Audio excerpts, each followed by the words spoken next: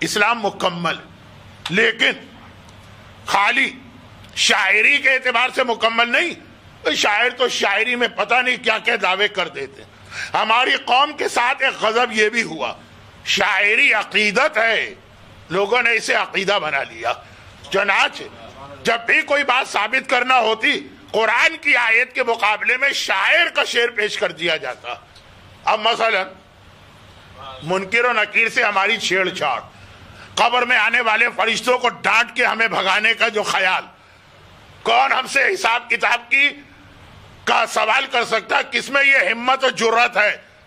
یہ ساری چیزیں ہم نے شاعری میں سنی ہے نا، کہ فرشتہ آئے گا تو میں یہ کہوں گا، اور منکر و نکیر آئے گا تو اس طرح ڈانٹوں گا۔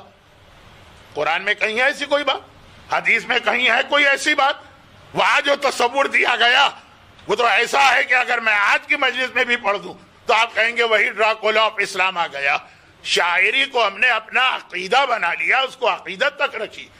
جب تک عقیدت تک ہے اسلام کو اعتراض بھی نہیں، لیکن مزید اس پر بات آج نہیں کی جائے گی، ہم کہیں سے کہیں بہک رہے ہیں۔ تو شاعری عقیدت، عقیدہ نہیں۔